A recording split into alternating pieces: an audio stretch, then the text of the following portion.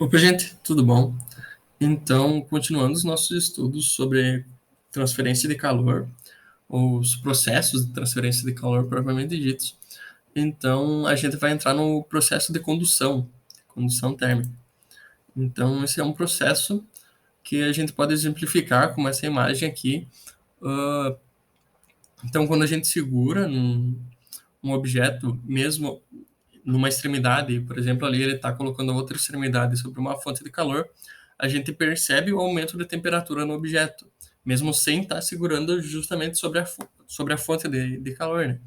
A gente vê o processo de transferência de calor através do objeto. Então, a condução, ela vai ser um processo de transferência de calor através de um condutor. Então, mesmo sem contato direto com uma fonte de energia, um corpo pode alterar sua temperatura se houver condução térmica com outro corpo ou o mesmo corpo. Então, onde é que esse processo ocorre? Ele vai ocorrer somente em meio sólido. Agora, para a gente entender um pouco mais sobre o que é esse condutor, né, que ele fala ali, a gente tem, então, materiais que são condutores térmicos e materiais que são isolantes térmicos. Os materiais condutores, eles vão ser aqueles capazes de transferir calor com grande facilidade, como é o caso da maioria dos metais.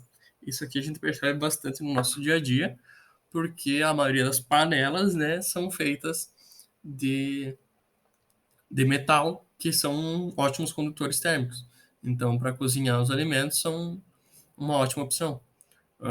Outra coisa que dá para perceber bastante é aquelas panelas onde as alças não têm revestimento de outro material. Por exemplo, quando o cabo ou a alça é totalmente do mesmo material que é feita a panela. A gente percebe, então, cozinhando que encostar nessa haste, depois de um tempo cozinhando, ela vai estar bastante quente e corre o risco de se queimar, justamente por causa da condução do metal, então, que ele vai conduzir o calor também, além de conduzir para a comida, ele vai conduzir para as hastes. Uh, então, agora, para ver um pouco sobre os materiais isolantes térmicos, eles vão ser aqueles que vão dificultar essa passagem de calor, como é o caso, então, do isopor, da borracha e da madeira. Alguns casos práticos que a gente vê no nosso dia a dia, então, o mais comum é de se ver ao cozinhar, né? Então, aqui a gente tem uma frigideira e uma colher de madeira. A frigideira aqui dá para notar que ela tem uma haste de borracha. Então, justamente para contornar aquele problema de esquentar muito as hastes das panelas, agora está vindo mais as panelas onde há esse revestimento de outro material na alça ou na haste, né?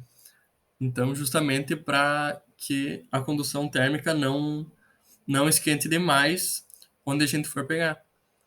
Então, a panela continua sendo feita de algum metal por causa da sua boa condução térmica para esquentar os alimentos, e a haste normalmente é feita de um material isolante para que não esquente demais ao cozinhar.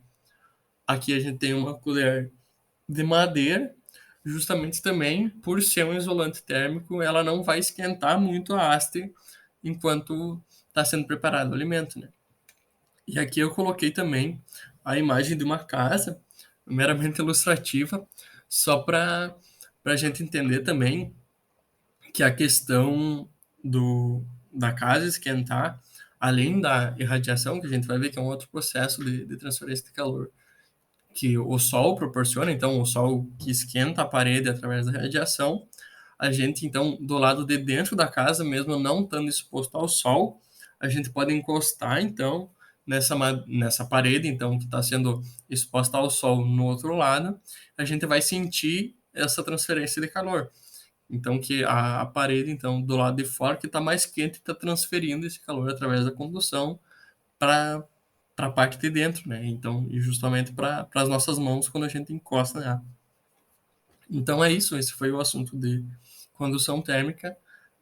Agora a gente vai para o último processo, então justamente esse processo de radiação.